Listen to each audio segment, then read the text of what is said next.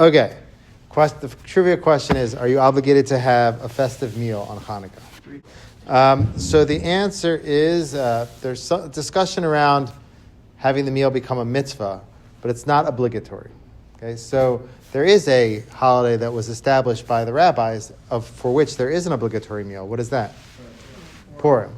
So what's the difference between Hanukkah and Purim? Okay, so the Rambam says that Hanukkah is our Yemei Halel v'Simcha. It's different than what it says on Purim in the Megillah. It says Mishteh v'Simcha. Mishteh is like a meal, like a feast. And so Purim, because of the scriptural source, Purim is a holiday for feasting. The Mishnah Berurah brings an explanation for the distinction between the two. He says that on Hanukkah, on Purim, the Achashverosh, he wanted to kill the Jewish people, to remove their bodies from the world, to kill them. So therefore, we celebrate the bodies. Therefore, there's a festive meal. But in Purim, that wasn't the case. Like if we would have just changed our religion, Hanukkah is not the case. If we would have changed our religion, they wouldn't have killed us. We would have stayed alive. So they went after our spirits on Hanukkah. So therefore, the mitzvah really isn't on food, but it's something spiritual, on the candlelight. Mishnah Berurah doesn't say that spiritual piece. He just says they didn't try to kill us on Hanukkah. Therefore, we don't celebrate through the body with a meal. So that's like the distinction between them. Now, there's no obligation to have a meal. If you want to have a meal, is there a mitzvah? Is there a mitzvah? Is it a mitzvah to have a meal? Meaning, is it considered a category of a mitzvah? Like you're getting a mitzvah if you have a meal? What do you think? You're not obligated to. So whatever you answer is correct. There's different opinions. Yeah. The Shulchan Aruch seems to say that there's no mitzvah to have a meal. The Ramah says that if you do, some have a custom to have a meal. 1 second, and he says and it says in Halacha, if you sing songs at the meal, like you make it dedicated to celebrating the miracle of Hanukkah, that's considered a Sudat mitzvah. Sudat mitzvah is like a unique category. It's a special thing.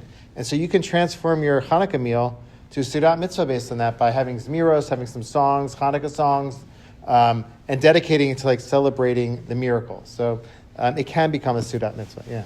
So where did like sufganiyot become so part of? Okay, so then we have two other customs in connection to food.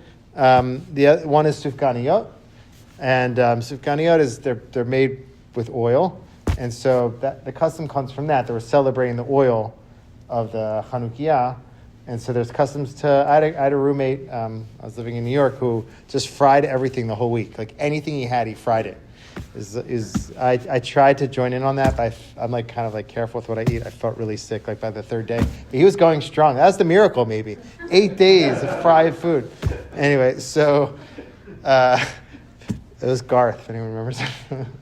Anyway, so that's the custom comes from there. Rabbi Goldstein made a video last year about Maimonides' father, who wrote a letter that spoke about we should be very careful with the mitzvot, the minhagim, the customs of Hanukkah, and he mentions their sufganim, which could be like fried foods. One more custom on Hanukkah is to eat. What other food is there custom to eat on Hanukkah? Lakis, that would go in the category of fried foods. Yeah, dairy foods. Why is that? I don't know. Yeah. What? Who is Yehudi? Yehudit. So I don't. So is that your? Okay, you're asking. Okay. So Yehudit was a daughter, according to tradition, she's the daughter of Yochanan, the Kohen Gadol. And she served the Greek general a dairy dish, often described as cheese, to make him drunk, thirsty. Once he fell asleep, she cut off his head and led to the Jewish victory. So we have a few stories like this in our tradition of kind of luring in somebody and like killing them. And through that, achieving victory. So she did that through milk products. So we celebrate like really the clincher of the victory through eating milk products during Hanukkah. It's not obligation. If you want to do it, you can do it. Latkes and sufganiyot are not obligatory either, but they're wonderful to do. And if you could do it and think about the miracle of Hanukkah, it's even better.